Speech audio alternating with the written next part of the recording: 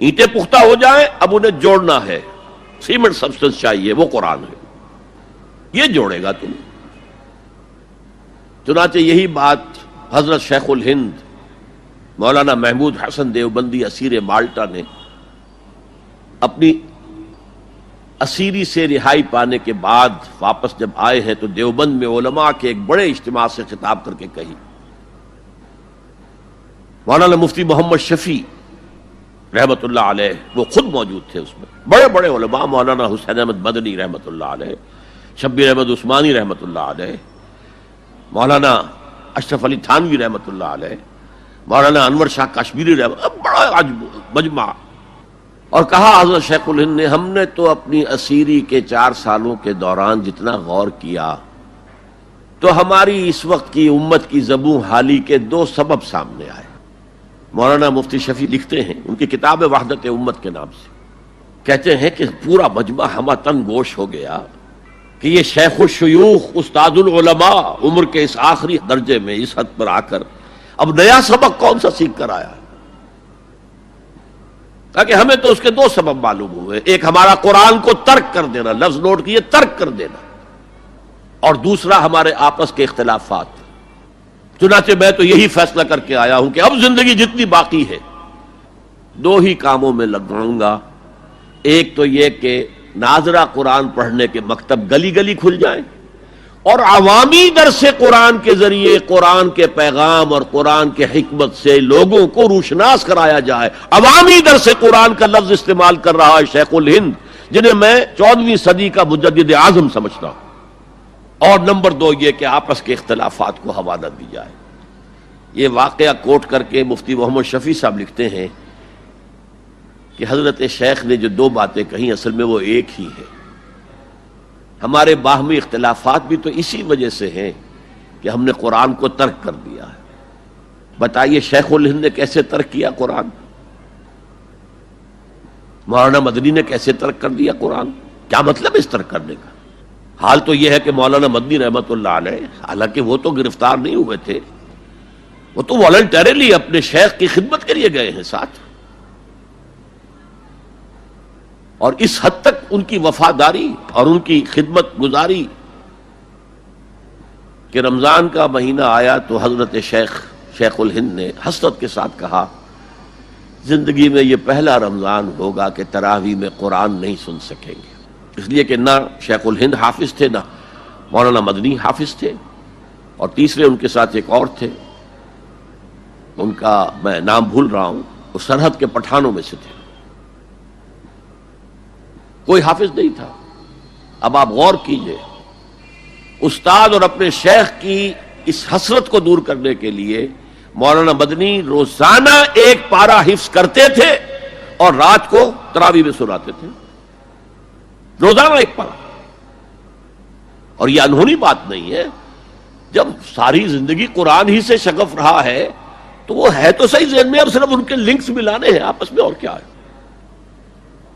اصل میں قرآن کو ترک کرنے کا مطلب کیا ہے؟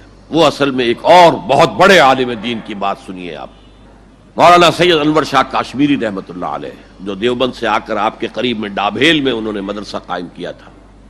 وہ ایک مرتبہ قادیان میں ایک جلسہ علماء کیا کرتے تھے ہر سال رد قادیانیت کے لیے.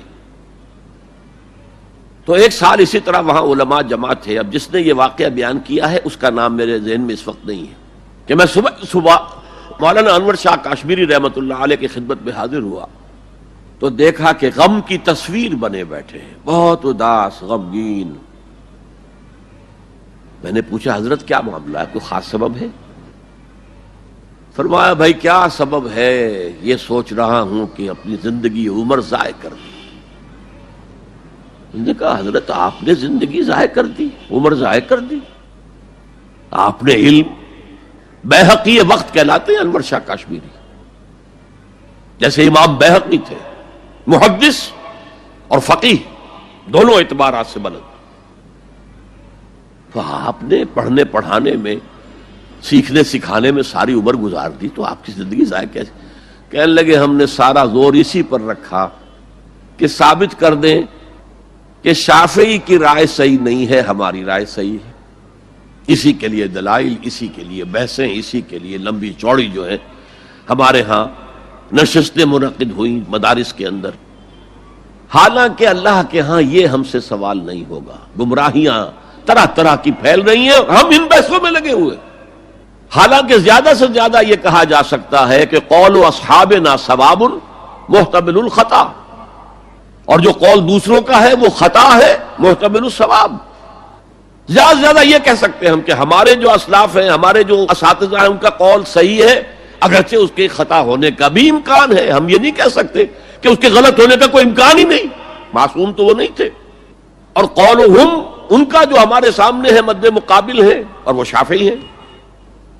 اصل تو جو ٹکراؤ تھا وہ فقہ حنفی اور فقہ شافعی کے مابین تھا. ہم صرف یہ کہہ سکتے ہیں کہ ان کا یہ قول خطا ہے، غلطی ہے، اگرچہ احتمال موجود ہے کہ وہی صحیح ہو. اس کے سوا تو ہم کچھ نہیں کہہ سکتے. اور ہم نے اپنی ساری زندگی اس کام میں لگا دی. لیکن میں کہہ نہیں سکتا اس پر کتنے رنج اور صدمے کا اظہار کروں کہ مجدد وقت شیخ الہند رحمۃ اللہ علیہ اور بحقی وقت مولانا انور شاہ کاشمیری رحمۃ اللہ علیہ، ان کی ان باتوں کا کوئی اثر ان کے شاگردوں نے قبول نہیں کیا. وہی روش ہے، وہی فقہی بحثیں ہیں. جب میں نے پاکستان میں تحریک خلافت کا آغاز کیا، کچھ احادیث بیان کی، اچھے علماء نے کہا کہ ڈاکٹر صاحب ہم نے تو یہ حدیثیں پہلی مرتبہ آپ سے سنی. یہ حدیثیں جو ہیں یہ ہیں کتاب الملاحم میں، اشراط الساعہ، علامات القیامہ، کتاب الفتن. اور حدیث کے ان ابواب پر تو پہنچتے پہنچتے ہم ایگزاسٹ ہو چکے ہوتے ہیں. ہماری ساری بحثیں جو ہے وہ ختم، اور وقت ختم ہو جاتا ہے ان فقہی بحثوں کے اندر. یہاں تک تو ہم پہنچتے ہی نہیں. بہرحال دوسرا نقطہ جیسا کہ میں نے عرض کیا، پہلا اینٹیں پکاؤ، مضبوط کرو. یا ایھا الذین آمنوا اتقوا اللہ حق تقاتہ ولا تموتن الا وانتم مسلمون. اور دوسرا ان کو جوڑنے کے لیے قرآن کو ایز اے سیمنٹ سبسٹنس استعمال کرو. واعتصموا بحبل اللہ جميعا ولا تفرقوا واذکروا نعمت اللہ علیکم اذ کنتم اعداء فالف بین قلوبکم فاصبحتم بنعمتہ اخوانا وکنتم علی شفا حفرۃ من النار. تم تو تباہی آگ کے گڑھے کے کنارے تک پہنچ گئے تھے، گرا چاہتے تھے. فانقذکم منہا، تو اللہ نے اس سے تمہیں نکالا ہے. کذالک یبین اللہ لکم آیاتہ لعلکم تہتدون. اسی طرح اللہ تعالیٰ تمہارے لیے اپنی آیات کی تبیین کر رہا ہے، وضاحت کر رہا ہے تاکہ تم ہدایت حاصل کر سکو.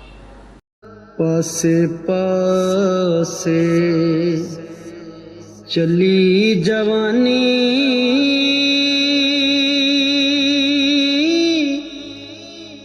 تے پاس نہ سدیا یاراں.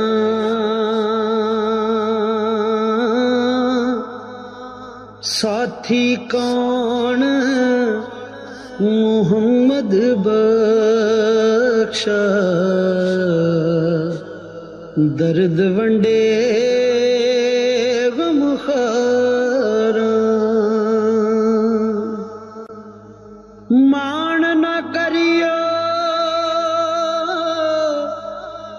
روپ گنے دا،